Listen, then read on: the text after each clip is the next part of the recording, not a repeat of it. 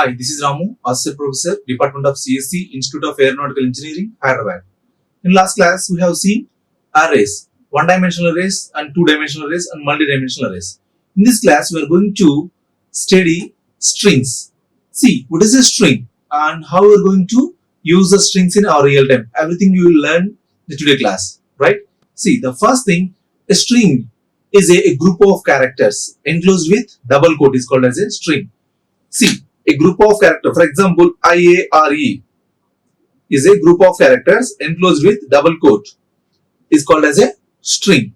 See, group of characters means all are the same type, right? So, strings is a part of arrays. Please note this. Strings is a part of arrays. What is array? Array is a set of items with the same type. This is homogeneous, right? The string is also homogeneous. So, strings is a part of the arrays. Please note this. But only the difference between the string and arrays is every string ends with null character. Means end of the string is going to represent it using null character. See, this is the null character. Every end of the string is enclosed with ends with null character. That is the main difference between the strings and arrays, as well as a character. See, this is a character, right? A character is enclosed with single quote. String is enclosed with double quote. The C is not going to support strings directly. So by using character type, you are going to achieve the strings data type. We don't have any direct what is called keyword like string. We don't have any keyword like our data type string. So we should achieve using character type only. Single character is called as a enclosed with single quote, right? String is a collection of characters enclosed with double quote is called as a string. See, we'll see the declaration. For example, this is the character, the type of the data type, and here the variable name as you wish, and size means how many characters you are going to store. How many characters? How many characters? Right? Here, how many characters? Plus 1. Why plus 1? Just now I said, every string ends with null character. For example, if you are going to store the 4 characters, so you should create the size plus 1. This is the 4 characters and the plus 1 is the null character by default. See, for example, if you create a char of s of 10 means it is going to create like this. This is the starting address and this is the ending address. You know, the array or strings or any index starts with 0, right? And n-1 characters. See, this is the string storing. How many characters is going to store? Maximum it can store maximum 9 characters. 9 characters. Right? And the last character is null character. Null character. Please note this. Every string ends with null character. That is the primary thing. If you know that one, we can solve so many questions, so many problems. Right? Is this clear? Now, we'll see how to initialize the string. See, the first thing, this is the one way by using representing the size of the character. Why I mentioned 5? Means 4 characters are there and one null character is also there. Right? And here also this is the one other way. Each and every element separately. See here we are going to represent the null character separately. When you are going to initialize the double quotes, by default the compiler is going to take the last character as a null character. But when you are going to assign like this, you should take care of the null character. Right? And coming to the here, this is the without mentioning the size. And also if you enter more than the characters, all are mentioned as null characters by default. Please note this. When you create a string, so by default, all the spaces is filled with null character. Right? Is this clear? This is where you are going to initialize the string. Right? Next, we'll see how to read the string. You know already, scanf is a statement to read the data from the input. Printf is a statement is going to print a data on the console. Right? Same like that. If you want to handle the strings, you can use gets and puts also. Gets is a statement is going to read a data from the input. So puts, print data into console. Right? This is clear? Now we'll see in the editor how we are going to handle the strings. See here, I'm going to take a one string. Initially, you know that string is a collection of characters enclosed with double quotes. C S of equal to IARE. Right?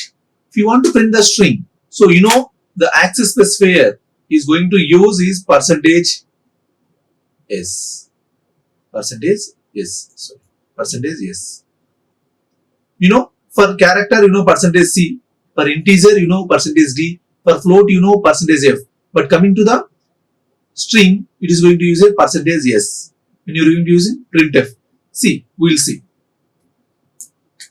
For example, if you want to print this string, you just use printf of percentage S, comma,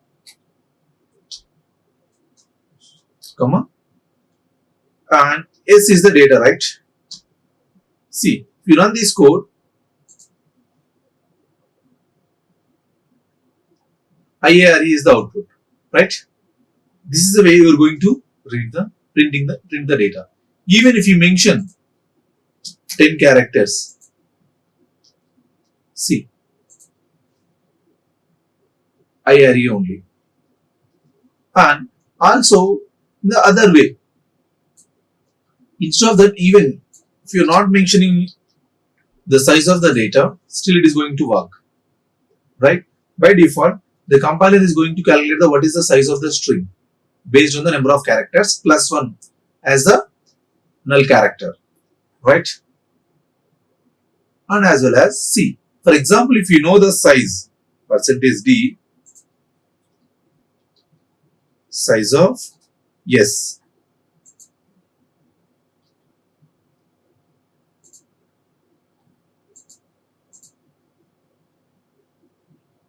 Yeah, size of S means if you perform size of S,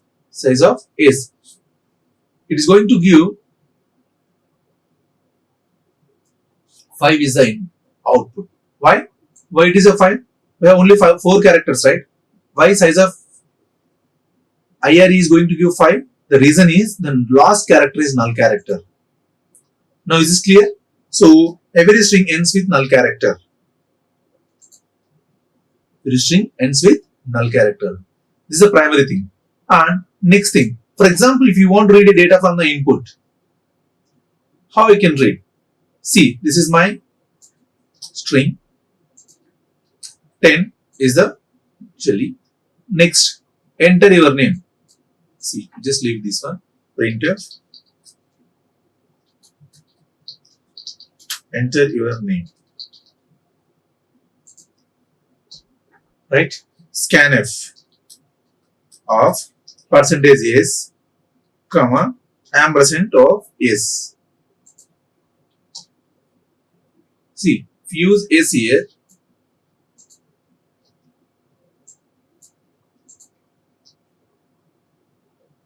if you run this code now, here I am going to read a data, right? And after that, what I am going to do here? Here I am going to print the data. See, if you run this code, observe carefully, enter your name. I am going to use IARE is the input. Then see, IARE is the output. So, this is where you are going to read a data from the input by using scanf. This is the way you are going to read a. And also, even if you not going to mention this ampersand, also it will work. See, because here S is the array, that is the result. S is the array. But it doesn't work for the integers and floats. You should mention the ampersand, but strings no need to mention. Even if you mention, there is no issue. That is why by default you remember all the scanf statements you should insert the ampersand. Just remember that one. It's a blindly. right? And I'm going to give a small thing. For example, my name is, my name is, see, my name is Z Ramu, right? This is the input. If you use the G Ramu is the input, see what it is going to print.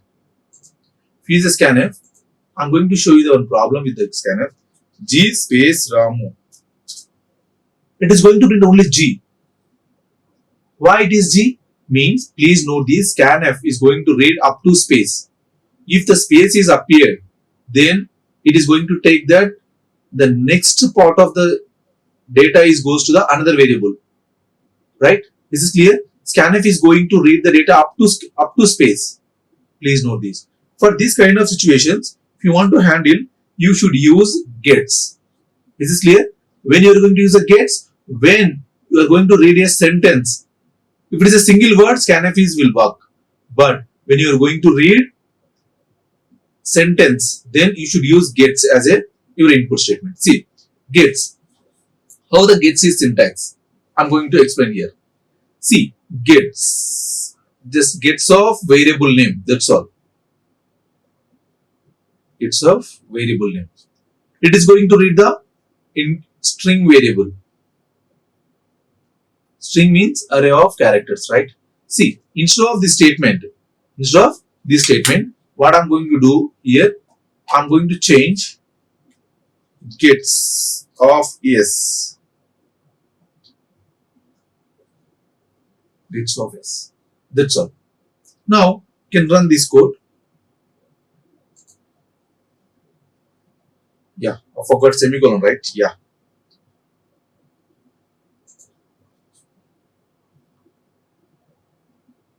Enter G Ram. Got it? So even printf will work for that, but scanf is only read data up to space. That is very important. Up to space only. If you want to surveil in this particular case, you should use a gets. Gets is a function to read data from the input. Even you can use puts also in place of this. See, puts of yes, and you can run the code.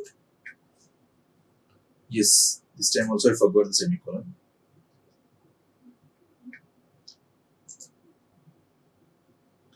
G space Ram. Got it? This is clear. So here also same purpose. It's available. So gets is a function is going to read a data from the input. Puts is a function is going to print the data into the console, right? But only main difference in the gets and scanf. Scanf is going to read a data up to space. Means if you want to read a sentence, you should opt gets as a function. Scanf doesn't survey for your purpose, right? Is this clear? And in today's class we have seen what is a string. String is a collection of characters enclosed with double quotes, right? Is a part of the arrays. Only difference between the string and arrays is every string ends with null character, right? And also we have seen how to use a gets and how to use the puts. Gets is a statement going to read a data from the input. Puts is a statement is going to print the data into the console. But what is the main difference between the gets and scanf? If you want to read a sentence, then you should opt gets. If you want to read a word only, then you go for the scanf. Right? Is this clear? Okay. Thank you. Thank you very much. Like, share and subscribe. Hit the bell icon for more updates.